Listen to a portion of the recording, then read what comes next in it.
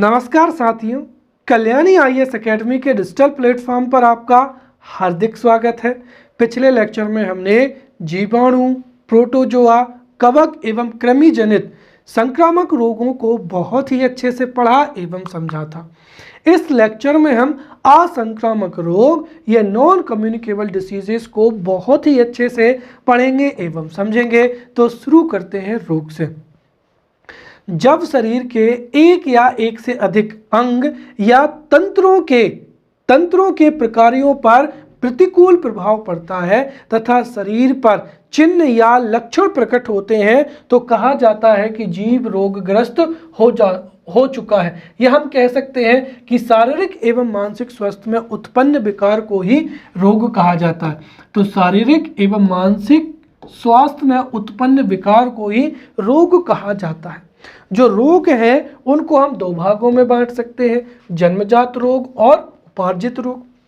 ऐसे रोग जो गर्भ अवस्था से ही या जन्म से ही जीव के शरीर में उपस्थित होते हैं उनको ही जन्मजात रोग कहा जाता है, जैसे आनुवांशिक रोग, शारीरिक अपूर्णताएं रोग, राइट, एवं हृदय रोग। दूसरे हो जाएंगे उपार्जित रोग। ऐसे रोग जो जीव के शरीर में गर्भ अवस्था के समय से या जन्म के समय से उपस्थित ना होकर जीव के जीवन काल में उत्पन्न होते हैं उनको ही उपार्जित रोग कहते हैं। जो उपार्जित रोग हैं फिर वो दो प्रकार के होते हैं, संक्रामक या कम्युनिकेबल डिसीजेज हो जाएंगी और दूसरा हो जाएगा गैर संक्रामक या नॉन कम्युनिकेबल क्या हो जाएंगी, डिसीजेज हो जाएंगी, राइट। जिनमें से हम जीवाणु जनित, विषाणु जनित, कवक, प्रोटोजोआ एवं कृमि जनित जितनी भी संक्रामक बीमारियां हैं उनको हम बहुत ही अच्छे से पढ़ चुके हैं। तो आज हम इस लेक्चर में असंक्रामक या गैर संक्रामक या नॉन कम्युनिकेबल जो डिसीजेज हैं इनको हम बहुत ही अच्छे से पढ़ेंगे, राइट। तो सबसे पहले हम यहाँ पर असंक्रामक या फिर असंचरणीय या फिर गैर संक्रामक या नॉन कम्युनिकेबल जो डिसीजेज हैं इनकी हम यहाँ पर डेफिनेशंस को समझते हैं।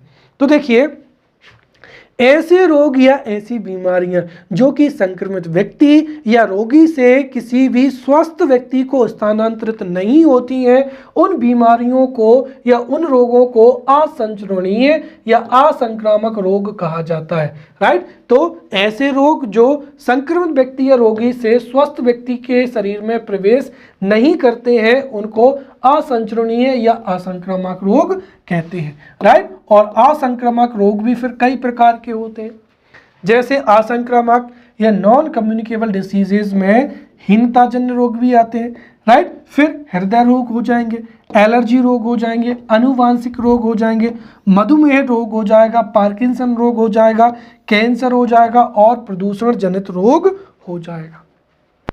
हमारे मुख्य परीक्षा के सिलेबस में कई प्रकार की बीमारियां हैं जो कि अलग अलग जगह पर मेंशन है, राइट। संक्रमण जो जितनी भी बीमारियां हैं, कम्युनिकेबल डिसीजेज को हम बहुत अच्छे से पढ़ चुके हैं। अब जो जहां पर भी जितनी भी डिसीजेज हैं हम उनको और पढ़ते हैं, राइट। तो हम सबसे पहले यहाँ पर समझते हैं हीनताजन्य रोगों के बारे में, राइट। ये जिनको क्या कहा जाता है, डेफिशिएंसी डिसीजेस कहा जाता है, राइट। तो मानव शरीर या जीवों का शरीर कोशिकाओं से मिलकर बना होता है और कोशिकाओं को अपने कार्यों की निष्पत्ति के लिए ऊर्जा की आवश्यकता होती है और ऊर्जा जो है पोषक तत्वों के या भोज्य पदार्थों के संश्लेषण से प्राप्त होती है। तो जीव जो भी भोजन ग्रहण करते हैं उसके संश्लेषण से ही जीवों को क्या प्राप्त होती है, ऊर्जा प्राप्त होती है। साथ ही साथ जीवों को अपने शारीरिक संचालन के लिए कई पोषक तत्वों की आवश्यकता भी होती है। यदि जीवों को पोषक तत्व भोजन के रूप में प्राप्त नहीं होंगे तो उनके अंगों की या कोशिकाओं की कार्य प्रणाली प्रभावित होगी और इस प्रकार से जो उत्पन्न रोग होंगे उनको ही क्या कहा जाता है, हीनताजन्य रोग कहा जाता है। तो संक्षेप में हम कह सकते हैं कि ऐसे रोग जो शरीर में, राइट, ऐसे रोग जो शरीर में कई पोषक तत्वों की कमी के कारण उत्पन्न होते हैं उन्हें ही हीनताजन्य रोग कहा जाता है, राइट। और हीनताजन्य रोग विटामिन की कमी से, कार्बोहाइड्रेट की कमी से, वसा की कमी से या विटामिन की कमी से भी उत्पन्न हो सकते हैं।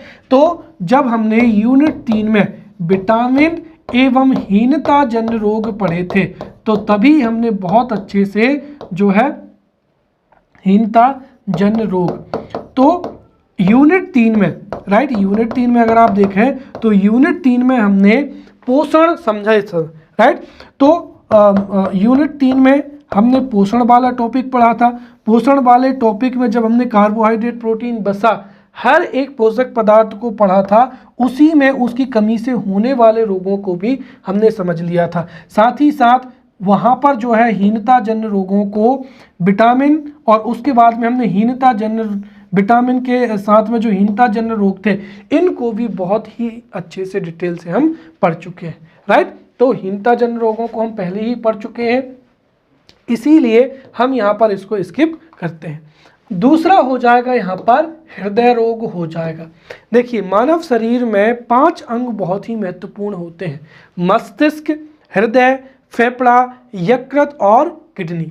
यदि इन अंगों में कोई भी व्याधि होती है या ये अंग किसी भी तरीके से प्रभावित होते हैं तो उससे संपूर्ण शरीर की क्रियाविधि प्रभावित होती है। और इनमें से भी जो हृदय है, ये हमारे मानव जीवन के लिए बहुत ही महत्वपूर्ण अंग होता है, राइट। हृदय रक्त परिसंचरण में महत्वपूर्ण भूमिका निभाता है, इसलिए हृदय से संबंधित अगर कोई भी व्याधि होती है तो वह मनुष्य जीवन के लिए खतरा हो सकती है। तो पहली बीमारी हो जाएगी अरिथ्रोस्क्लेरोसिस हो जाएगी।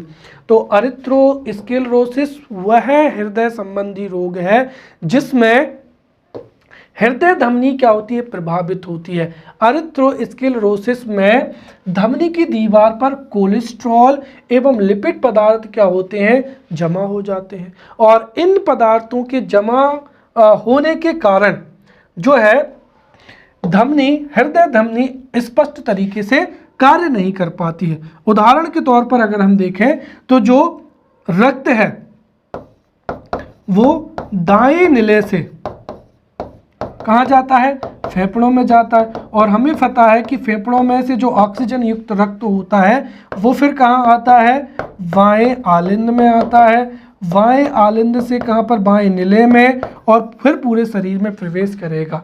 तो यदि हृदय की धमनी पर कोलेस्ट्रॉल या लिपिड जमा हो जाएगा तो दाएं निले से जो रक्त है वो फेफड़ों तक नहीं पहुंच पाएगा, और फेफड़ों से एक तरीके से अगर हम देखें तो जो शुद्ध रक्त है ऑक्सीजन युक्त वो क्या होगा, प्राप्त नहीं होगा। इस वजह से जो है हृदय की कार्य प्रणाली प्रभावित होगी। तो जो अरिथ्रोस्क्लेरोसिस होता है इसमें हृदय की आपूर्ति क्या होती है, बंद हो जाती है, क्योंकि इसमें हृदय की जो दीवार पर, राइट, जिसमें धमनी की जो दीवार है उस पर कोलेस्ट्रॉल एवं लिपिड पदार्थ जमा हो जाते हैं। फिर अगला हो जाएगा हृदय शूल हो जाएगा या एग्निया पेक्टोरिस हो जाएगा। देखिए, हृदय शूल क्या होता है, जब कोई व्यक्ति अत्यधिक मानसिक तनाव की स्थिति में होता है, मानसिक रूप से परेशान होता है, तो जब कोई व्यक्ति मानसिक रूप से तनाव में होता है, कठोर परिश्रम करता है, तो अत्यधिक आहार के कारण कभी कभी हृदय को ऑक्सीजन की क्या होती है, आपूर्ति बाधित होती है। तो मानसिक तनाव या कठोर में अत्यधिक आहार वो जो है ग्रहण कर लेता है, और इसकी वजह से हृदय को ऑक्सीजन की जो है पूर्ति क्या होती है, बाधित हो जाती है। इसकी वजह से उस रोगी का जो सीना है और बाईं बाह है वो क्या होती है, बहुत जोर से दर्द करने लगती है, जिसे ही क्या कहा जाता है, हृदय शूल कहा जाता है, राइट। फिर तीसरा हो जाएगा हार्ट अटैक हो जाएगा, राइट। तो हार्ट अटैक भी एक बहुत ही गंभीर बीमारी है और जानलेवा बीमारी है। अगर हार्ट अटैक होने के पश्चात अगर तुरंत हॉस्पिटलाइज हो जाए तो व्यक्ति की जान बच सकती है। अदरवाइज जो तीसरा हार्ट अटैक है, उसके बाद में जितने भी हार्ट अटैक होते हैं, अगर तुरंत के तुरंत रोगी को अस्पताल नहीं ले जा पाते हैं तो उस व्यक्ति की क्या होती है, मृत्यु हो जाती है। अब हार्ट अटैक समझते हैं कि होता ही क्यों है। तो हार्ट अटैक का कारण होता है उच्च तनाव, मोटापा या अधिक वसा युक्त भोजन, राइट। तो उच्च तनाव हो, मोटापा हो या अधिक वसा युक्त भोजन करने से हृदय को शुद्ध रक्त की आपूर्ति नहीं हो पाती है। ये तो एक कारण हुआ, हृदय को शुद्ध रक्त की आपूर्ति नहीं हो पाती है। साथ ही साथ हृदय का स्पंदन रुक जाता है, राइट। और जब कभी भी हार्ट अटैक आता है तो सीने में तीव्र दर्द होता है, पसीना आता है, जी मचलाता है और बाहों में भी क्या होता है, दर्द होता है। ये जो है हार्ट अटैक के लक्षण है। तो जैसे ही सीने में तीव्र दर्द हो, पसीना आए, जी मचलाए, बाहों में दर्द हो, तो वो हृदय हार्ट अटैक का क्या होता है, लक्षण होता है। और हार्ट अटैक की वजह से जो शुद्ध रक्त की आपूर्ति नहीं हो पाती है और हृदय का स्पंदन रुक जाता है। जो शुरुआती हार्ट अटैक होते हैं उसमें मनुष्य की जान बच जाती है, उसको हॉस्पिटलाइजेशन जो है कर दिया जाता है। परंतु तीसरा और उसके बाद में जितने भी हार्ट अटैक होते हैं वो काफ़ी जानलेवा होते हैं, जिससे कि मनुष्य की जान भी चली जाती है, राइट। अब तीसरा यहाँ पर रोग हो जाएगा, एलर्जी रोग हो जाएगा, राइट। हमने जो था दैनिक जीवन रसायन पढ़ा था। सबसे पहले दैनिक जीवन की जो रसायन, दैनिक जीवन में रसायन में हम एलर्जी को बहुत ही अच्छे से पढ़ चुके हैं। फिर भी मैं आपको बता दूं कि एलर्जी क्या होता है। देखिए, जब मानव शरीर में कुछ बाह्य पदार्थ जैसे धूल है, धुआं है, खुशबू है, जैसे ही ये प्रवेश करते हैं या इनकी संवेदनशीलता होती है, वैसे ही हमारे शरीर में कई प्रकार की प्रतिक्रियाएं होती हैं। जैसे सिर दर्द होने लगता है, खुजली होने लगती है, सर्दी जुकाम हो जाते हैं, उसे ही क्या कहा जाता है, एलर्जी कहा जाता है। तो एलर्जी कुछ बाह्य पदार्थों जैसे धूल है, धुआं है आदि के प्रति शरीर की संवेदनशीलता होती है और जिसके फलस्वरूप शरीर पर चकत्ते आना, सिर दर्द होना, अस्थमा इत्यादि जो है वो प्रभाव उत्पन्न हो जाते हैं। और जो एलर्जी होता है वो हिस्टामिन के कारण ही क्या होती है, तो एलर्जी हिस्टामिन प्रोटीन के कारण उत्पन्न होती है। इसीलिए एलर्जी को नियंत्रित करने के लिए या रोकथाम के लिए जो प्रति हिस्टामिन है, एंटी हिस्टामाइन जो मेडिसिन है वो दी जाती हैं। जैसे क्या हो जाएगा, ब्रोमफेनिरामिन हो जाएगा, राइट, टर्फेनाडीन हो जाएगा, सिट्रीजिन हो जाएगा, राइट, प्रोमेथाजिन हो जाएगा। तो ये सभी एंटी हिस्टामाइन ड्रग होती हैं जो कि एलर्जी को कंट्रोल करने के लिए दी जाती हैं। चलिए, चौथा हो जाएगा यहाँ पर आनुवांशिक विकार। तो अब हम यहाँ पर आनुवांशिक विकारों को पढ़ेंगे। तो मानव में जितने भी आनुवांशिक विकार होते हैं उनको दो श्रेणियों में बांटा जा सकता है। सबसे पहला हो जाएगा मेंडलीय विकार हो जाएगा, राइट, यहाँ पर विकार है मेंडलीय विकार, और दूसरा हो जाएगा क्रोमोसोमीय विकार। तो पहला हो जाएगा मेंडलीय विकार, राइट, मेंडलीय विकार। तो देखिए, मेंडलीय विकार क्या होता है, ऐसे आनुवांशिक विकार जो मुख्यतः एकल जीन के रूपांतरण या उत्परिवर्तन से निर्धारित हो जाते हैं उनको ही क्या कहते हैं, मेंडलीय विकार कहते हैं। तो ऐसे विकार जो मुख्यतः एकल जीन के रूपांतरण या उत्परिवर्तन से ही निर्धारित हो जाते हैं उन्हें ही क्या कहा जाता है, मेंडलीय विकार कहा जाता है। उदाहरण के लिए क्या हो जाएगा, हीमोफीलिया हो जाएगा, वर्णांधता हो जाएगा, थैलीसीमिया हो जाएगा और क्या हो जाएगा, कीटोनीरिया हो जाएगा, राइट। तो ऐसे आनुवांशिक विकार जो मुख्यतः एक ही जीन के रूपांतरण या उत्परिवर्तन से हो जाते हैं उनको ही मेंडलीय विकार कहते हैं, जिसमें हीमोफीलिया, वर्णांधता, थैलीसीमिया और कीटोनीरिया हो जाएगा। तो इसमें हम सबसे पहले यहाँ पर समझते हैं हीमोफीलिया के बारे में, राइट। तो देखिए, हीमोफीलिया एक ऐसी बीमारी होती है जिसमें व्यक्ति को चोट लग जाने पर रक्त का थक्का नहीं जमता है। हमने देखा था कि जैसे ही व्यक्ति को चोट लगती है रक्त का थक्का जम जाता है, जिससे ब्लड लॉस जो है वो रुक जाता है। परंतु ऐसा व्यक्ति जो हीमोफीलिया से ग्रस्त होता है उसका रक्त का थक्का नहीं जमता है। तो हीमोफीलिया एक ऐसी बीमारी होती है जिसमें रुधिर के थक्का नहीं बनता है या रुधिर के थक्का बनाने से संबंध प्रोटीन जो है वो प्रभावित हो जाता है और फलस्वरूप जब व्यक्ति को चोट लग जाती है तो उसका जो रुधिर निकलना है वो बंद नहीं हो पाता है, राइट। इस रोग की जो खोज थी वो सबसे पहले ब्रिटेन की महारानी में हुई थी, इसीलिए इसको रॉयल हीमोफीलिया या फिर इसको क्या कहा जाता है, शाही रोग भी कहा जाता है। राइट। इस रोग के जो जीन की वाहक हैं वो क्या होती हैं, महिलाएं होती हैं, अर्थात महिलाओं के जीन के द्वारा ही ये संततियों में क्या होता है, आगे बढ़ता है। राइट। लेकिन ये जो है पुरुषों के जीन में प्रभावी रूप से लक्षण जो है प्रदर्शित करता है, परंतु पुरुष के जीन से कभी भी यह प्रभावित नहीं होता है। कुल मिलाकर अगर हम देखें तो जैसे मैंने कहा कि एक ये फीमेल है, राइट, इसके दो चाइल्ड हैं, ये क्या हो जाएगा, बॉय हो जाएगा और गर्ल हो जाएगा। तो यहाँ पर बॉय जो है इसमें इसके प्रभावी जीन के रूप में जो है ये लड़का हीमोफीलिया से क्या हो सकता है, ग्रस्त हो सकता है, परंतु ये नेक्स्ट जनरेशन को जो है वो ट्रांसफर नहीं कर पाएगा, क्योंकि इसका जो वाहक होता है वो क्या होती है, महिलाएं ही होती हैं। राइट। तो हीमोफीलिया वह रोग होता है जिसमें रक्त का थक्का नहीं बनता है, या रक्त का थक्का बनने वाला जो संबंध प्रोटीन होता है वो प्रभावित होता है, और ऐसी स्थिति में जब कभी भी शारीरिक चोट लगती है तो रक्त निकलना बंद नहीं होता है। राइट।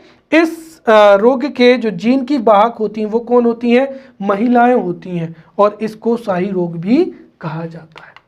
अब दूसरा हो जाएगा वर्णांधता हो जाएगा। तो वर्णांधता या कलर ब्लाइंडनेस एक ऐसा रोग है जिसमें वर्णांधता से ग्रस्त जो रोगी होता है वो लाल एवं हरे रंग में पहचान नहीं कर पाता है, या हम सीधा कह सकते हैं कि वह रोग जिसमें रोगी को लाल एवं हरे रंग में पहचानने में समस्या होती है उसको ही क्या कहा जाता है, वर्णांधता या कलर ब्लाइंडनेस कहा जाता है। राइट। और कलर ब्लाइंडनेस से मुख्य रूप से अगर हम देखें तो जो पुरुष हैं वो क्या होते हैं, प्रभावित होते हैं। राइट। तो कलर ब्लाइंडनेस से प्रभावित पुरुष होते हैं। स्त्रियों में जो कलर ब्लाइंडनेस है वो तभी प्रभावित होता है जबकि इनके दोनों गुणों में जो दोनों गुणसूत्र हैं XX, अगर ये दोनों गुणसूत्र क्या होते हैं, इन प्रभावित होते हैं, तब जाकर महिलाओं में यह रोग होता है। इससे इंटरेस्टिंग बात यह है कि इसकी वाहक भी कौन होती हैं, महिलाएं होती हैं। राइट। तो वर्णांधता में जो रोगी है वो लाल एवं हरे रंग को पहचानने में असमर्थ होता है। इससे मुख्य रूप से प्रभावित पुरुष होते हैं, परंतु यदि महिलाओं के दोनों गुणसूत्रों में XX में ये प्रभावी होता है तो इससे महिलाएं भी जो है वर्णांधता से ग्रस्त हो सकती हैं, और इसकी वाहक कौन होती हैं, स्त्रियां ही होती हैं, अर्थात स्त्रियां ही अपनी संतान को जो है आगे जाकर वर्णांधता को आगे बढ़ाती चली जाती हैं। तो इसकी वाहक स्त्रियां हैं, हीमोफीलिया की वाहक भी स्त्रियां हैं, इसकी वाहक भी कौन होती हैं, स्त्रियां होती हैं। और इस रोग में आंखों की जो संको कोशिकाएं हैं, राइट, इनमें पाए जाने वाले रंजक की कमी हो जाती है, और इसकी वजह से जो व्यक्ति है वो लाल एवं हरे रंग में विभेद नहीं कर पाता है। राइट। और कलर ब्लाइंडनेस का जो टेस्ट है वो रेलवे में और मिलिट्री में बहुत ही स्टैंडर्ड होता है। राइट। जिसमें इस टेस्ट में क्या किया जाता है, एक इस तरीके से बॉक्स रहता है जिसमें हरे रंग के बिंदियां रहती हैं और लाल रंग की बिंदियां रहती हैं, और उसमें एक रंग से जो दूसरे रंग हैं उसके नंबर्स लिखे रहते हैं, जिसको जो भी व्यक्ति कलर ब्लाइंडनेस होता है वह उसको पहचान नहीं पाता है। अगला हो जाएगा फेनिल कीटोनीरिया हो जाएगा। राइट। तो फिनोल्केटोरिया जो रोग होता है इसमें फेनीएनिलीन अमीनो अम्ल को टायरोसिन अमीनो अम्ल में बदलने के लिए आवश्यक एंजाइम की क्या होती है, कमी होती है। तो फेनिलकीटोनूरिया बीमारी में इस बीमारी में व्यक्ति जो है फेनिल अमीनो अम्ल को टायरोसिन अमीनो अम्ल में बदलने के लिए उसके शरीर में एक एंजाइम की क्या होती है, कमी होती है, और इसके कारण जो फेनिल एक्लिन है ये क्या होता है, इकट्ठा हो जाता है, और इसके इकट्ठा होने से जो है मानसिक दुर्बलता आती है। तो इस तरीके से जो फेनिलकीटोनूरिया डिसीज है ये मानसिक दुर्बलता से संबंधित बीमारी है। दूसरा हो जाएगा यहाँ पर क्रोमोसोमीय विकार। राइट। तो अभी तक हमने जो है यहाँ पर मेंडेलीय विकार को देख लिया है, अब दूसरा हो जाएगा क्रोमोसोमीय विकार। देखिए क्रोमोसोमीय विकार वह आनुवांशिक विकार होता है जिसमें एक या एक से अधिक क्रोमोसोम की अधिकता हो, अनुपस्थिति हो या असामान्य विन्यास हो तो क्रोमोसोमीय विकार क्या होता है, उत्पन्न होता है। तो वह आनुवांशिक विकार जिसमें एक या एक से अधिक क्रोमोसोम की क्या हो, अधिकता हो, या एक से अधिक क्रोमोसोम की क्या हो, अनुपस्थिति हो, या असामान्य विन्यास होता है तो क्रोमोसोमीय विकार उत्पन्न होता है। और इसके उदाहरण में क्या हो जाएगा, डाउन सिंड्रोम हो जाएगा, टर्नर सिंड्रोम हो जाएगा, राइट, क्लाइन फेल्टर सिंड्रोम हो जाएगा, सिकल सेल एनीमिया हो जाएगा इत्यादि। इसमें से हम सबसे पहले हम बात करते हैं किसकी, डाउन सिंड्रोम की। देखिए डाउन सिंड्रोम वह आनुवांशिक बीमारी होती है जिसमें, राइट, 21वें क्रोमोसोम की एक अतिरिक्त प्रति आ जाती है, अर्थात इसमें गुणसूत्रों की संख्या कितनी हो जाती है, 47 हो जाती है, राइट। तो यदि गुणसूत्रों की संख्या 47 हो जाए और यदि 21वें गुणसूत्र की एक अतिरिक्त प्रति भी आ जाए, अर्थात 47 गुणसूत्र हो जाते हैं, तो वह व्यक्ति डाउन सिंड्रोम बीमारी से क्या होता है, ग्रस्त हो जाता है। साथ ही साथ इस रोग से ग्रस्त जो बीमारी होता है वो कैसा होता है, छोटे कद का होता है, राइट, छोटे कद का होता है, उसका छोटे गोल सिर का होता है और मुंह भी क्या होता है, आंशिक रूप से खुला हुआ रहता है, जो कि दिखने में कैसा लगता है, मंगोलों जैसा दिखता है, इसीलिए इसको मंगोलिज्म भी कहा जाता है, राइट। तो जब कभी भी गुणसूत्रों की संख्या 47 हो जाती है या फिर हम ये कहें कि 21वें जो क्रोमोसोम की एक अतिरिक्त प्रति आ जाती है तो डाउन सिंड्रोम होता है। और इस रोग में व्यक्ति का छोटा कद होता है, छोटे गोल सिर होता है और देखने में वो मंगोली व्यक्ति जैसा दिखता है, इसलिए इसको मंगोलिज्म भी कहा जाता है। और डाउन सिंड्रोम में जो मानसिक विकास है वो क्या होता है, अवरुद्ध हो जाता है। तो डाउन सिंड्रोम में जो मानसिक विकार है वो अवरुद्ध हो जाता है और इसको मंगोलिज्म भी कहा जाता है। दूसरा हो जाएगा यहाँ पर टर्नर सिंड्रोम।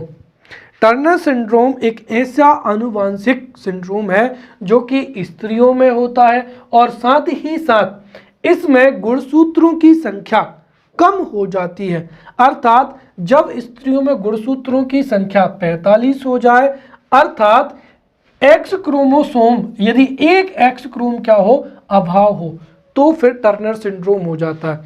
तो यह स्त्रियों में होता है, जब स्त्रियों में गुणसूत्रों की संख्या कम हो जाए, अर्थात एक एक्स क्रोमोसोम का अभाव होता है, तो उसे ही क्या कहा जाता है, टर्नर सिंड्रोम कहा जाता है। और इस सिंड्रोम में भी स्त्रियों का जो है शरीर अल्प विकसित होता है, उनका कद क्या होता है, छोटा होता है, स्तन में क्या होते हैं, अविकसित होती हैं, और ऐसी नारियां क्या होती हैं, बांझ भी होती हैं, क्योंकि उनके अंडाशय क्या होते हैं, अल्प वर्धित होते हैं और साथ ही द्वितीय जो लैंगिक लक्षण है उनका भी क्या होता है, अभाव होता है। तो टर्नर सिंड्रोम एक आनुवांशिक बीमारी है जिससे ग्रस्त महिलाएं बांझ होती हैं, उसका कारण अंडाशय का अल्पवर्धित होना और द्वितीय लैंगिक लक्षणों का अभाव होना भी है। फिर क्या हो जाएगा, क्लाइनफेल्टर क्या हो जाएगा, सिंड्रोम हो जाएगा।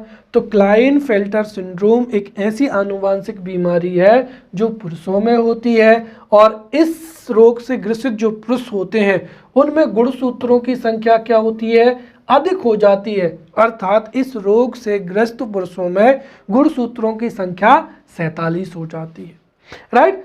क्लाइनफेल्टर जो सिंड्रोम होता है इसमें पुरुषों के जननांग जो होते हैं वो अविकसित होते हैं, राइट, और इसके साथ ही जनन अंग अविकसित होने के कारण पुरुष क्या होते हैं, नपुंसक हो जाते हैं, राइट। तो टर्नर सिंड्रोम आनुवांशिक विकार के कारण जो नारियां हैं वो बांझ होती हैं और साथ ही जो क्लाइनफेल्टर सिंड्रोम होता है उसकी वजह से पुरुष क्या होते हैं, नपुंसक हो जाते हैं, राइट। अगला हो जाएगा यहाँ पर पटाऊ सिंड्रोम होता है। पटाऊ सिंड्रोम वह आनुवांशिक बीमारी होती है जिसमें गुणसूत्रों के जो 13वें जोड़े हैं उसमें 2 के स्थान पर कितने गुणसूत्र आ जाते हैं, 3 गुणसूत्र आ जाते हैं और इसकी वजह से जो है कई विकृतियां उत्पन्न होती हैं। इससे रोगी के ओंठ जो है बीच में से क्या होता है, कट जाती है, साथ ही साथ तालू में भी क्या होती है, दरार हो जाती है। और जो पटाउ सिंड्रोम होता है, इससे ग्रस्त जो व्यक्ति होता है वो मंदबुद्धि का एवं नेत्र रोग से संबंधित होता है। तो पटाउ सिंड्रोम से ग्रस्त व्यक्ति भी मंदबुद्धि का या नेत्र रोग वाला होता है। और वहीं पर अगर हम देखें तो जो डाउन सिंड्रोम है, डाउन सिंड्रोम से भी जो है मानसिक विकास अवरुद्ध होता है, और पटाउ सिंड्रोम से भी जो है मंदबुद्धि या नेत्र रोग आदि से प्रभावित जो है रोगी होते हैं। क्लियर। अब हम यहाँ पर समझते हैं अगला रोग हो जाएगा मधुमेह रोग हो जाएगा, राइट। तो मधुमेह रोग भी एक लाइफस्टाइल डिसीज है या फिर एक जो है जीवन पद्धति, जीवन शैली आधारित एक रोग है। मधुमेह एक चयापचय संबंधी बीमारियों का क्या होता है, समूह होता है, राइट। तो मधुमेह चयापचय संबंधी बीमारियों का समूह होता है, राइट। हमारे शरीर की कोशिकाओं को अपने कार्यों की निष्पत्ति के लिए ऊर्जा की आवश्यकता होती है, और ऊर्जा की आवश्यकता के लिए हम भोजन ग्रहण करते हैं। तो जब भोजन हम ग्रहण करते हैं उसका पाचन छोटी आंत में होता है, और छोटी आंत के जो रसांकुर होते हैं वो अवशोषित या शर्करा को छोटी आंत से अवशोषण करके उसको किस में डाल देते हैं, रक्त में डाल देते हैं। फिर रक्त के माध्यम से वही शर्करा युक्त जो रक्त है वो सभी कोशिकाओं में पहुंचता है, जहां पर भोज्य पदार्थों के ऑक्सीकरण से हमारे शरीर की कोशिकाओं को ऊर्जा प्राप्त होती है। यदि हमारे शरीर की कोशिकाएं रक्त से शर्करा को ग्रहण ना कर पाए तो उससे हमारे रक्त में जो शर्करा है उसकी मात्रा क्या हो जाएगी, बढ़ जाएगी। और मधुमेह रोग में यही होता है। मधुमेह रोग में जो रक्त शर्करा होती है वो कैसी होती है, उच्च होती है। रक्त शर्करा का स्तर जो है वो क्या होता है, उच्च होता है। इसका कारण क्या है कि हमने देखा था इंसुलिन, जिसका स्त्रावण कहाँ से होता है, अग्नाशय से होता है। तो अग्नाशय से स्त्रावित होने वाले इंसुलिन, राइट, इंसुलिन के माध्यम से ही हमारे शरीर में जो है रक्त में शर्करा का निर्धारण होता है। यदि इंसुलिन का लेवल उच्च रहता है तो हमारे शरीर की कोशिकाएं आसानी से रक्त से शर्करा को ग्रहण कर लेती हैं, और वहीं अगर इंसुलिन लेवल क्या होता है, कम होता है, तो हमारे शरीर की कोशिकाएं जो है रक्त से शर्करा को ग्रहण नहीं कर पाती हैं, और इसी वजह से क्या होता है, मधुमेह होता है। तो मधुमेह चयापचय संबंधी बीमारियों के एक समूह होता है जिसके कारण उच्च रक्त शर्करा का क्या होता है, स्तर होता है।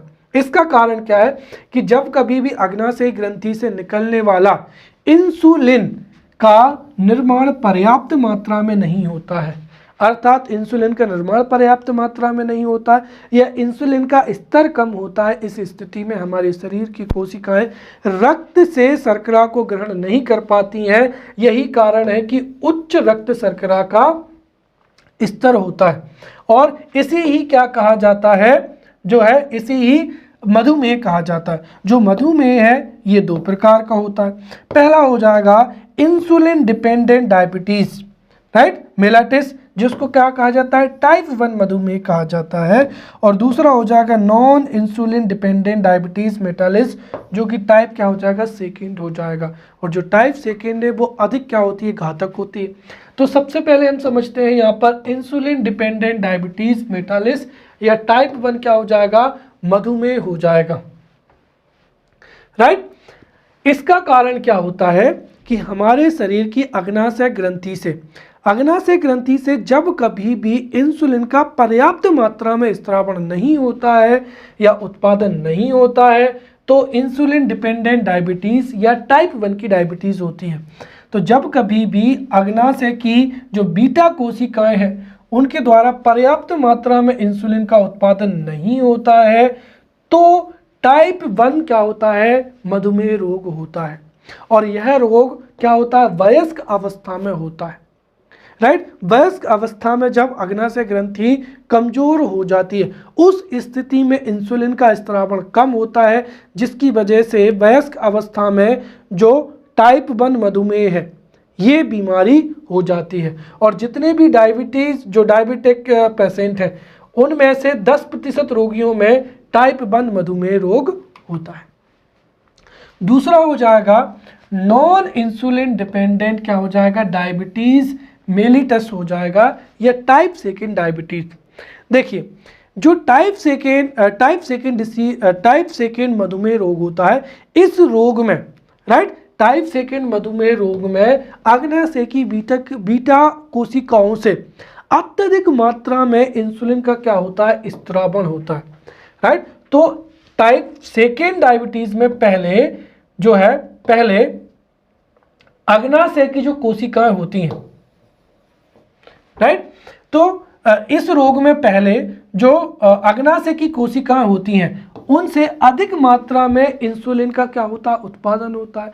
अर्थात पहले इंसुलिन का जरूरत से अधिक क्या होता है, स्त्रावण होता है।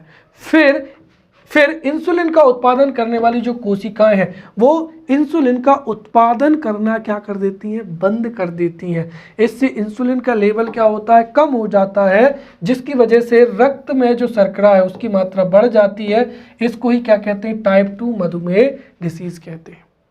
राइट जहां पर टाइप 1 जो डायबिटीज थी वो वयस्क अवस्था में होती थी, परंतु ये जो है ये रोग जो है किसी को भी हो सकता है। और ऐसे व्यक्ति जो मोटे होते हैं या जिनका पेट बाहर की ओर होता है उन व्यक्तियों में जो टाइप 2 मधुमेह रोग होता है। और जितने भी मधुमेह के व्यक्ति होते हैं उनमें 90% व्यक्तियों में टाइप 2 जो है डायबिटीज होता है। और इसका सबसे बड़ा कारण है हमारी जीवन शैली। अगर कोई व्यक्ति निरंतर कार्य करेगा, वो खाना खाएगा, बैठा रहेगा, कोई भी शारीरिक एक्सरसाइज नहीं करेगा, शारीरिक वर्कआउट नहीं करेगा, तो वह धीरे धीरे क्या होता है, उसको डायबिटीज़ का वो पेशेंट हो जाता है।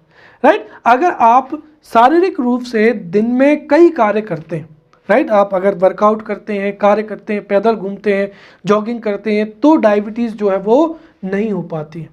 परंतु यदि कोई व्यक्ति ज़रूरत से ज़्यादा खाना खाएगा, ऊपर से अगर वो जो है ना तो कोई कार्य करेगा ना ही एक्सरसाइज करेगा, तो वो धीरे धीरे उसके शरीर पर चर्बी चढ़ने लग जाती है, मोटापा होने लगता है, पेट बाहर की ओर आ जाता है। और इस मोटापे का जो असर है उसी की वजह से टाइप 2 जो है मधुमेह रोग हो जाता है। क्लियर। अब जो टाइप 2 मधुमेह रोग होता है इसमें प्रभाव क्या होते हैं, टाइप 2 मधुमेह रोग में अत्यधिक पेशाब आती है, साथ ही साथ प्यास में बढ़ोतरी होती है और बार बार भूख में क्या होती है, वृद्धि होती है। क्योंकि कोशिकाओं तक जो है शर्करा नहीं पहुंचती है, तो कोशिकाएं जो हैं भोजन की मांग करती है। इससे व्यक्ति जो है बार बार उसको क्या लगती है, भूख लगती है, परंतु हकीकत में वो खाना तो खाता है परंतु जो शर्करा है वो कोशिकाओं तक नहीं पहुंच पाती है। इसके लक्षण क्या है, इसके लक्षण है पानी का असंतुलन, अच्छा महसूस ना करना, थकान का अनुभव करना। तो कोई व्यक्ति जो है अच्छा नहीं लगता या थकान होती है तो वह हो सकता है कि डायबिटीज़ का शिकार हो। साथ ही साथ जो मधुमेह है ये कई जटिलताओं का कारण भी है। राइट और जब कभी भी तीव्र जटिलताएं होती हैं, डायबिटीज़ ज़्यादा हो जाती है, तो व्यक्ति कोमा में चला जाता है या मौत भी हो सकती है। राइट इसके साथ ही इसकी दीर्घकालीन जो जटिलताएं हैं, अगर लंबे समय तक डायबिटीज़ रहती है तो उससे हृदय रोग भी हो सकता है, राइट हार्ट स्ट्रोक भी हो सकता है, किडनी की विफलता भी हो सकती है और कई प्रकार की जो है वो बीमारियां भी हो सकती हैं। क्लियर। चलिए अब हम समझते हैं यहाँ पर पार्किंसन रोग। देखिए पार्किंसन रोग भी एक असंक्रामक या नॉन कम्युनिकेबल डिसीजेज है, राइट जो कि एक प्रकार का प्रगतिशील तंत्रिका संबंधी क्या है, अपक्षयी विकार है। तो ये एक प्रगतिशील तंत्रिका संबंधी अपक्षयी विकार होता है। और पार्किंसन रोग में जो तंत्रिका कोशिकाएं होती हैं उनके द्वारा न्यूरोट्रांसमीटर डोपामाइन का उत्पादन क्या होता है, नहीं होता है। राइट तो जब तंत्रिका कोशिकाओं के द्वारा न्यूरोट्रांसमीटर डोपामाइन का उत्पादन नहीं होता है तो इसकी वजह से ही क्या होती है, शरीर की मांसपेशियां भी जो है गति नहीं कर पाती। राइट तो न्यूरोट्रांसमीटर डोपामाइन के कारण ही मांसपेशियां जो है गति करती हैं। और जब तंत्रिका कोशिकाओं के द्वारा न्यूरोट्रांसमीटर डोपामाइन का उत्पादन नहीं होता है तो उससे जो है पार्किंसन रोग हो जाता है। और इस बीमारी में चूंकि इसका जो सबसे पहली खोज की थी वो जेम्स पार्किंसन ने की थी, इसलिए इसको पार्किंसंस रोग कहा जाता है। और इससे मस्तिष्क एवं रीढ़ की हड्डी क्या होती है, प्रभावित होती है। इसके लक्षणों में जो है सूंघने की क्षमता क्या होती है, समाप्त हो जाती है, कम हो जाती है, कब्ज होना, नींद ना आना। इसके साथ ही इस रोग की अधिकता की स्थिति में विश्राम के समय हाथों का क्या होते हैं, कांपना हो जाएगा, हाथ पैर और शरीर में अकड़ना हो जाएगा, आवाज में परिवर्तन, लिखने में परेशानी होना इत्यादि जो है वो पार्किंसन रोग के क्या होते हैं, लक्षण होते हैं। अब हम आगे चर्चा करते हैं कैंसर की। तो कैंसर क्या होती है, देखिए कैंसर एक असंक्रामक परंतु बहुत ही खतरनाक बीमारी है। तो कैंसर एक असंक्रामक, जानलेवा और बहुत ही खतरनाक बीमारी है।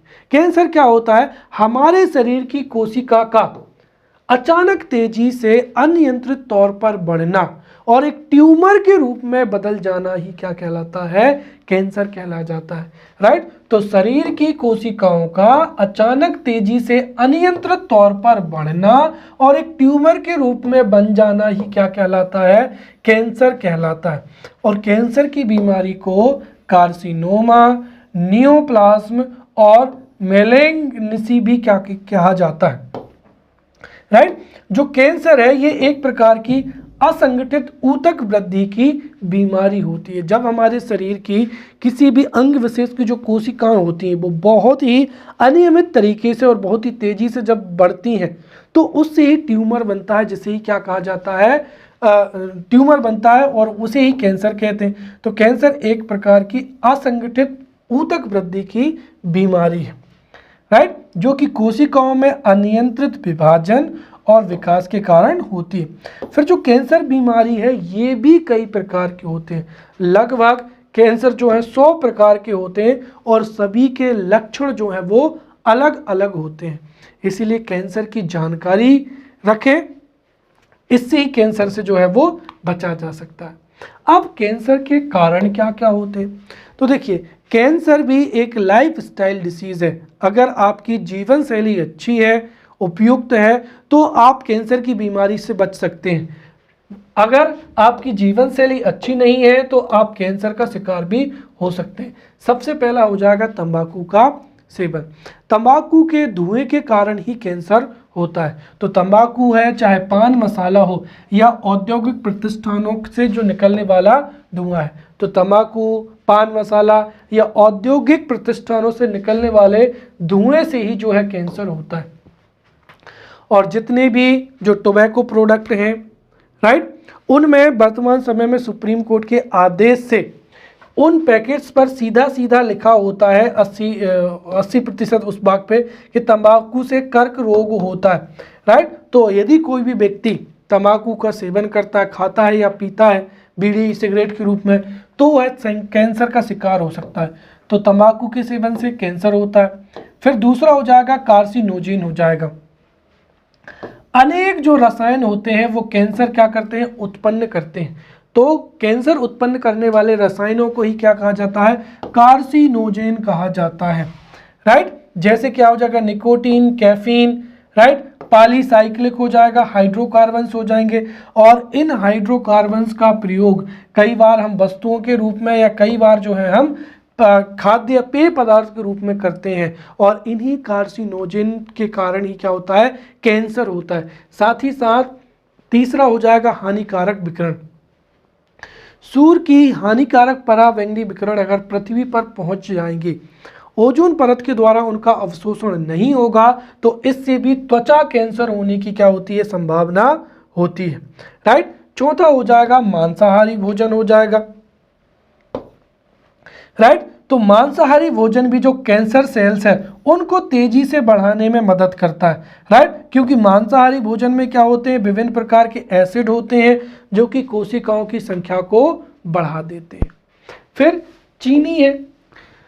तो जो चीनी है शर्करा है, शर्करा के सेवन से भी कोशिकाओं को क्या मिलती है? ताकत मिलती है। तो जितना ज़्यादा आप शर्करा को कंज्यूम करेंगे कोशिकाओं को ताकत मिलेगी। और अगर कोई कैंसर पेशेंट है तो उसकी कोशिकाओं में वृद्धि और ज़्यादा होगी। इसीलिए कम चीनी का इस्तेमाल करेंगे तो उससे कैंसर सेल्स या कैंसर की जो कोशिकाएं हैं वो भी कम गति से बढ़ेंगी। अगला हो जाएगा प्लास्टिक बर्तनों का उपयोग। देखिए, अगर कोई भी व्यक्ति प्लास्टिक के बर्तन में खाना खाता है या कोई भी पेय पदार्थ को पीता है और अगर वो गर्म है तो भोजन या फिर पेय पदार्थ की गर्मी के संपर्क में, राइट, खाने की गर्मी के कारण जो प्लास्टिक के कण हैं, राइट, वो प्लास्टिक के कण जो है वो कई प्रकार के रसायन को रिलीज करते हैं, राइट। तो प्लास्टिक पात्र में जो खाने की गर्मी है, राइट, प्लास्टिक पात्र में खाने की गर्मी के कारण ही जो प्लास्टिक होती है वो ऐसे रसायन उत्पन्न करते हैं जो कि कई प्रकार के कैंसर का क्या होते हैं? कारण होते हैं। इसीलिए हमें अधिक समय तक या लंबे समय तक कभी भी प्लास्टिक की प्लेट्स हो या प्लास्टिक का कोई भी बोतल हो उसका पानी कम से कम पीना चाहिए, राइट।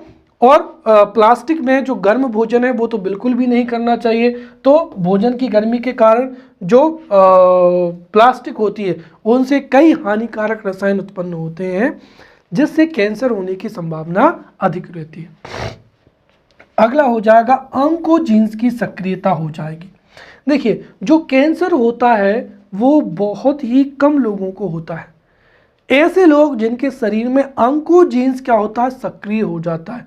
और शरीर के जिस भी भाग में ऑन्कोजीन्स क्या होता है? सक्रिय हो जाता है, वहीं पर कोशिकाओं की एवं ऊतकों की अनियंत्रित जो है वृद्धि होने लगती है, अर्थात कैंसर की समस्या हो जाती है, राइट। तो मानव शरीर की कोशिका में यदि ऑन्कोजीन्स सक्रिय हो जाती है तब भी जो है कैंसर उत्पन्न हो जाता है। अगला क्या हो जाएगा? आधुनिक जीवन शैली हो जाएगी। आधुनिक जीवन शैली में लगातार जो भी बदलाव आ रहे हैं, वर्तमान समय में जो भी हम पैकेज्ड फूड खा रहे हैं, वर्कआउट घट रहा है, मशीनों पर अधिक निर्भरता है, इसकी वजह से जो है कई लोगों के शरीर में जो ऑन्कोजीन्स है इसकी सक्रियता बढ़ती जा रही है। और यदि ऑन्कोजीन्स सक्रिय हो जाएगा तो उससे कैंसर का खतरा भी क्या होगा? बढ़ेगा। तो जो मॉडर्न लाइफ स्टाइल है ये भी कैंसर को बढ़ावा देने के लिए जिम्मेदार है, राइट। अब हम यहाँ पर कैंसर के प्रकारों को पढ़ेंगे। हमने देखा था कि लगभग जो है 100 से अधिक कैंसर होते हैं, राइट, 100 से अधिक कैंसर होते हैं। उसमें से हम कुछ प्रकार के कैंसर्स को यहाँ पर समझते हैं। सबसे पहला हो जाएगा ल्यूकेमिया कैंसर हो जाएगा। देखिए, क्या होता है कि हमारे शरीर में WBC एवं RBC का जो अनुपात है ये एक नियत अनुपात होता है। मानव शरीर में WBC एवं RBC का जो अनुपात है वो होता है 9000। एक मिनट। तो मानव शरीर के रक्त में WBC एवं RBC का एक नियत अनुपात होता है और RBC की तुलना में WBC की संख्या कम होती है। तो 9000 RBC पर एक क्या होता है? WBC होता है। परंतु जब RBC की तुलना में WBC की संख्या बढ़ने लगती है, अगर हम देखें तो जब 6000 RBC पर एक WBC हो, राइट, अर्थात RBC की तुलना में जब WBC की संख्या में वृद्धि होने लगती है तो जो WBC है वो RBC का भक्षण करना प्रारंभ कर देती हैं और इसी स्थिति को क्या कहा जाता है? ल्यूकीमिया कैंसर कहा जाता है। तो जब रक्त में WBC कोशिकाओं की अनियंत्रित वृद्धि होती है और जब WBC RBC का भक्षण करने लगती है तो उसी को ही ल्यूकीमिया कैंसर कहा जाता है या इसे ही क्या कहते हैं? ब्लड कैंसर कहते हैं। दूसरा हो जाएगा यहाँ पर कार्सिनोमा हो जाएगा। देखिए, कार्सिनोमा जो कैंसर होता है उसकी उत्पत्ति उपकला ऊतक से होती है या एपिथेलियल ऊतक से होती है। और जो उपकला ऊतक होते हैं इनके बारे में हम पहले ही पढ़ चुके हैं। तो उपकला ऊतक से जिस कैंसर की उत्पत्ति होती है उसको ही कार्सिनोमा कहा जाता है और यह भी गिल्टियों के रूप में ऊतकों में पाया जाता है। कौन से ऊतक? उपकला ऊतक।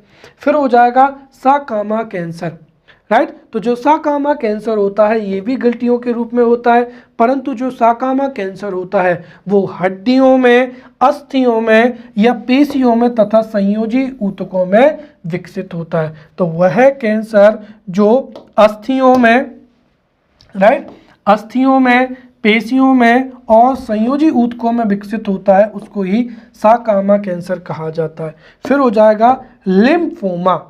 लिम्फोमा एक ऐसा कैंसर होता है जो कि प्रतिरक्षा तंत्र के लिम्फोसाइट कोशिका में फैलता है और तेजी से इनकी संख्या में वृद्धि होती है, तो उसको ही क्या कहा जाता है, लिम्फोमा कैंसर कहा जाता है। अगला हो जाएगा मेलानोमा कैंसर हो जाएगा। देखिए जो मेलानोमा कैंसर होता है ये त्वचा को रंग देने वाली कोशिकाओं में होता है। दरअसल हमारे शरीर की जो कोशिकाएं होती हैं जिनसे हमारे शरीर का जो है रंग निर्धारित होता है, उन कोशिकाओं में ही मेलानोमा कैंसर होता है। और ये एक प्रकार का क्या होता है, त्वचीय कैंसर होता है जो कि वर्णयुक्त कोशिकाओं में विकसित होता है, जिन्हें क्या कहा जाता है, मेलानोसाइट्स कहा जाता है, राइट। और इस कैंसर का प्राथमिक कारण क्या होता है, परावैगनीकरण होता है, राइट। इसीलिए अगर ओजोन परत नष्ट हो जाएगी और अधिक मात्रा में परावैगनी विकिरण अगर पृथ्वी पर आएगा तो उससे मेलानोमा जो कैंसर है वो होने की संभावना होती है। अब ये तो हमने यहाँ पर कैंसर के कई प्रकार देखे। कैंसर में चूंकि कोशिकाओं में क्या होती है, अनियंत्रित वृद्धि होती है या बढ़ोतरी होती है, तो उसी के आधार पर भी जो है कैंसर को 3 स्टेज में हम बांट सकते हैं। तो स्टेज के आधार पर कैंसर को जो है 3 प्रकार में हम जो है विभाजित कर सकते हैं, राइट। सबसे पहला हो जाएगा ग्रेड 1। यदि किसी व्यक्ति को कैंसर है और अगर उस व्यक्ति की कोशिकाएं जो है सामान्य कोशिकाओं के समान दिखती हैं और उनमें जो वृद्धि है वो धीमी गति से हो रही है, तो उसे क्या कहा जाता है, ग्रेड 1 का कैंसर कहा जाता है, राइट। कुल मिलाकर अगर हम देखें तो जो ट्यूमर सेल्स होती हैं या कैंसर की जो अनियंत्रित कोशिकाएं होती हैं वो सामान्य कोशिकाओं से कितनी अलग होती हैं, इसके आधार पर ही जो है वो ग्रेड निर्धारित होती है। तो यदि किसी कैंसर पीड़ित व्यक्ति का जो कैंसर ट्यूमर है, कैंसर ट्यूमर की कोशिकाएं एवं उसकी जो अन्य कोशिकाएं हैं वो सामान्य कोशिकाओं के समान ही दिखती हैं, तो कैंसर ट्यूमर की कोशिकाएं जो है वो सामान्य कोशिकाओं के समान दिखती हैं तथा कोशिकाओं में जो ट्यूमर की कोशिकाएं हैं उनकी जो विभाजन है वो अगर सामान्य है, या अगर हम देखें तो ट्यूमर की जो कोशिकाएं अगर वो धीरे धीरे बढ़ती हैं तो वह ग्रेड 1 का कैंसर होता है। और इस स्थिति में कैंसर का इलाज किया जा सकता है और कैंसर की रोकथाम की जा सकती है। दूसरा हो जाएगा ग्रेड 2 कैंसर, राइट। इसमें भी जो कैंसर कोशिकाएं होती हैं वो सामान्य कोशिकाओं के समान ही दिखती हैं, परंतु इसमें इनकी जो गति है विभाजित होने की वो बहुत तेजी से बढ़ती है। अर्थात ग्रेड 2 में जो कैंसर कोशिकाएं होती हैं वो बहुत ही तेजी से क्या होती हैं, बढ़ती चली जाती हैं, राइट। अर्थात ट्यूमर क्या होता है, बहुत तेजी से बड़ा होने लगता है। और ग्रेड हो जाएगी तीसरी, इसमें कैंसर कोशिकाएं जो होती हैं वो बहुत तेजी से बढ़ती हैं और क्या होती हैं, असामान्य दिखती हैं, राइट। और थर्ड स्टेज में जब असामान्य दिखने लगती हैं तो ट्यूमर बहुत बड़ा हो जाता है और ग्रेड 3 तक आते आते अगर उपयुक्त इलाज नहीं किया जाता है तो फिर उसके बाद में व्यक्ति को बचा पाना बहुत ही मुश्किल हो जाता है। अब हम यहाँ पर देखते हैं कैंसर के लक्षण। यदि किसी व्यक्ति को शरीर में कहीं पर भी कैंसर होता है तो बिना कारण के उसका क्या होता है, वजन घटता है। अगर वह उपयुक्त भोजन ग्रहण करता है, व्यायाम भी करता है, उसके बावजूद अगर उसका वजन घट रहा है तो उसको कैंसर हो सकता है। यदि उसको निकलने में तकलीफ होती है, राइट, मुंह और गले में अगर छाले हो जाते हैं तो भी उसको कैंसर हो जाता है। और सबसे महत्वपूर्ण बात, यदि थूक के साथ में खून भी निकल रहा है तो भी उसको कैंसर होने की पूरी संभावना होती है। साथ ही साथ यदि घाव होने के पश्चात यदि भरते नहीं है या उसके जो भी घाव ठीक नहीं होते हैं तो वह कैंसर से पीड़ित होता है, राइट। अब हम यहाँ पर कैंसर की रोकथाम के बारे में पढ़ेंगे। तो कैंसर का उपचार कैसे किया जा सकता है? तो कैंसर का उपचार के कई पद्धतियां हैं, जिसमें से 3 प्रमुख पद्धतियों की हम चर्चा करेंगे। तो पहला हो जाएगी शल्य चिकित्सा हो जाएगी, राइट। जब शुरुआती दौर में स्टेज 1 में, राइट, शुरुआती दौर में जैसे ही कैंसर के ट्यूमर का पता चलता है और उसी समय पर अगर शल्य चिकित्सा हो जाए, अर्थात गांठ महसूस होने पर उसकी शल्य क्रिया जो है करवा दी जाए, तो उससे भी कैंसर से जो है नियंत्रण किया जा सकता है। तो शुरुआती अवस्था में जैसे ही कैंसर की गांठ महसूस होती है उसी समय पर उसकी सर्जरी करा लेना चाहिए। दूसरा हो जाएगा यहाँ पर रेडियोथेरेपी हो जाएगा, राइट। जो रेडियोथेरेपी होती है, इस प्रकार के उपचार में रोगी के जो विशिष्ट अंगों की कोशिकाएं होती हैं उनको रेडियोधर्मी किरणों से नष्ट किया जाता है, राइट।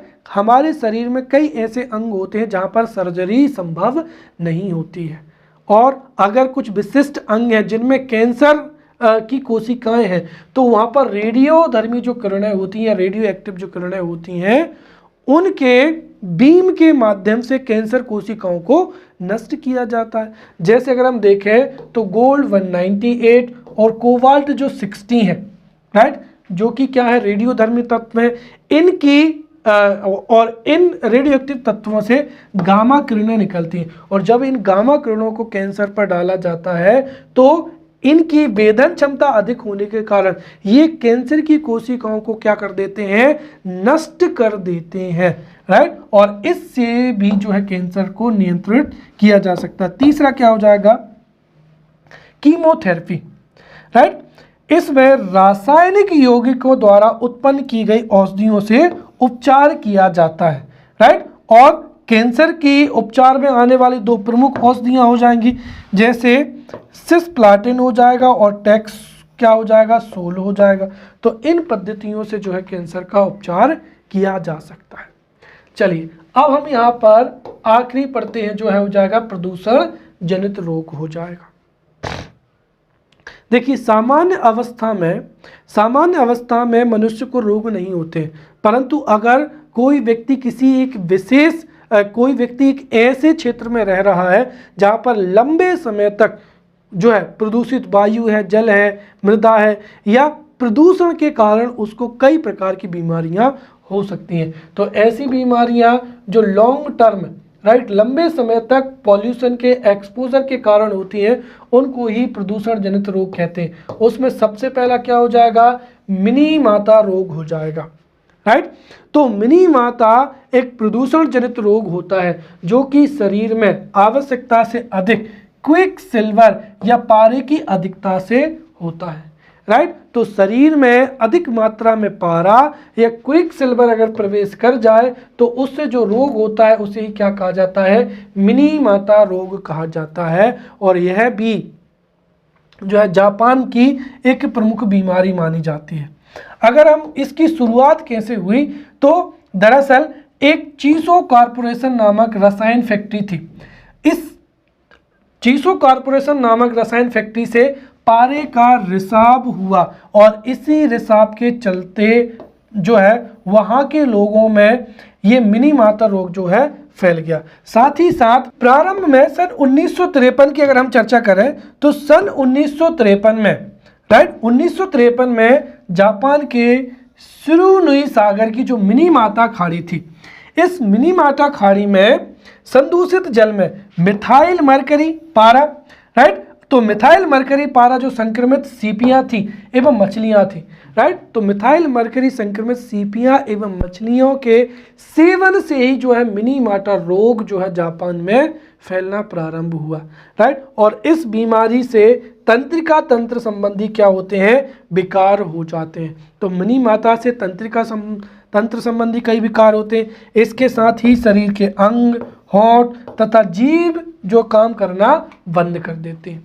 दूसरा हो जाएगा ब्लू वेवी सिंड्रोम। तो ब्लू वेवी सिंड्रोम भी प्रदूषण जनित एक बीमारी है जो कि नाइट्रेट के प्रदूषण से होती है। जब कभी भी प्रदूषण की वजह से नाइट्रेट किसी बच्चे के शरीर में प्रवेश कर जाता है तो उसको ब्लू बेबी सिंड्रोम रोग हो जाता है, और ब्लू बेबी सिंड्रोम को बबल बेबी रोग के नाम से भी जाना जाता है। राइट। यदि किसी पेयजल में नाइट्रेट की मात्रा, यदि पेयजल में नाइट्रेट की मात्रा 90 ppm से अधिक होती है तो नवजात का पूरा शरीर इस ब्लू बेबी सिंड्रोम के कारण नीला पड़ जाता है एवं शिशु के लार से क्या होते हैं, बुलबुले निकलने लगते हैं। तो ध्यान रखें, मिनी माता में तंत्रिका तंत्र प्रभावित होता है। वहीं जब कभी भी 90 ppm से अधिक जो है नाइट्रेट युक्त पानी अगर कोई बच्चा ग्रहण करता है तो उसका रंग नीला पड़ जाएगा और उसकी लार से बुलबुले निकलने लगेंगे, जिसे ही ब्लू बेबी सिंड्रोम कहा जाता है। राइट। साथ ही साथ नाइट्रेट की अधिक मात्रा होने पर जो नाइट्रेट है वो हीमोग्लोबिन से भी प्रतिक्रिया करता है और जिससे मिथेमोग्लोबिन बनता है, जो कि शरीर में ऑक्सीजन संचरण को भी अवरुद्ध कर देता है। राइट। तो इस तरीके से जो मिथेमोग्लोबिन नामक यौगिक है, इसके कारण ही शरीर का पूरा जो बच्चे का जो शरीर है वो कैसा हो जाता है, नीला पड़ जाता है। हमने देखा था कि अगर ऑक्सी हीमोग्लोबिन बनता है, राइट, तो ऑक्सी हीमोग्लोबिन के कारण ही रक्त जो है चमकदार कैसा दिखाई देता है, लाल दिखाई देता है। परंतु यदि नाइट्रेट जो है वो हीमोग्लोबिन से क्रिया करके मिथोमोग्लोबिन बनाएगा, राइट, और उसके कारण ही जो है व्यक्ति का रंग कैसा हो जाता है, नीला हो जाता है। क्लियर। चलिए अब हो जाएगा अगला इटाई रोग। तो देखिए इटाई रोग भी एक प्रदूषण जनित रोग होता है जो कि कैडमियम के प्रदूषण से होता है या कैडमियम के अधिक मात्रा में सेवन से होता है। इस बीमारी में अस्थियों तथा जोड़ों को क्या होती है, जोड़ों में दर्द होता है। तो यह अस्थियों तथा जोड़ों की दर्दनाक बीमारी होती है और यह भी जापान की 4 बड़ी स्वास्थ्य समस्याओं में से एक है। राइट। तो एक तो हमने यहाँ पर जो मिनी माता रोग को देखा, राइट, वहीं इटाई रोग भी जापान में मुख्य रूप से एक स्वास्थ्य समस्या। अब समझते हैं हम यहाँ पर विल्सन रोग के बारे में। तो विल्सन रोग भी एक प्रदूषण जनित रोग होता है और विल्सन जो रोग है वो तांबे के प्रदूषण से, या फिर हम ये कहें कि जब कभी भी ऊतकों में तांबे की मात्रा बढ़ जाती है तो उससे विल्सन रोग हो जाता है और विल्सन रोग से तंत्रिका तंत्र क्या होता है, प्रभावित होता है। अगला हो जाएगा फ्लोरोसिस, जिसको हम पहले ही पढ़ चुके हैं। तो फ्लोराइड के प्रदूषण से, या फिर हम ये कहें कि जब शरीर में फ्लोराइड की मात्रा बढ़ जाती है तो फ्लोराइड की मात्रा बढ़ने से ही हड्डियों में विकृति उत्पन्न हो जाती है, जिस बीमारी को ही कहते हैं फ्लोरोसिस। फिर क्या हो जाएगा, न्यूमोकोनोसिस हो जाएगा, या इसको फुसफुस महता भी कहते हैं। देखिए न्यूमोकोनोसिस क्या क्या होता है। देखिए ऐसे लोग, राइट, ऐसे लोग जो कि कोयले की खदानों में कार्य करते हैं, राइट, तो ऐसे लोग जो कि कोयले की खदानों में कार्य करते हैं उन लोगों में श्वसन तंत्र, राइट,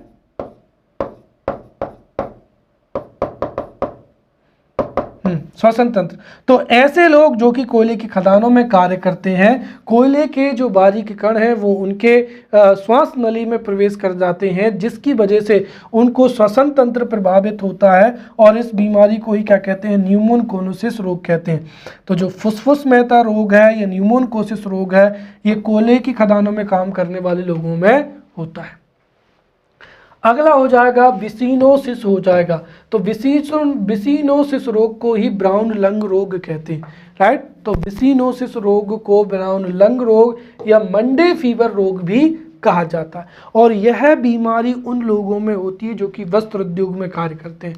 कोयले की खदानों में कार्य करने वाले लोगों में न्यूमोकोनोसिस रोग होता है और वस्त्र उद्योग में कार्य करने वाले लोगों में विसिनोसिस नामक रोग होता है। दरअसल वस्त्र उद्योग में जब कपास के बारीक बारीक कण किसी व्यक्ति के श्वास नली में पहुंच जाते हैं तो उसी से ही विसिनोसिस रोग होता है। अगला हो जाएगा एस्नोमिया। एस्नोमिया एक ऐसी बीमारी होती है जिससे सूंघने की क्षमता क्या होती है, कम हो जाती है। तो इस तरीके से हमने असंक्रामक बीमारियों को भी बहुत ही डिटेल में पढ़ लिया है। अगले लेक्चर में मिलते हैं, तब तक के लिए धन्यवाद।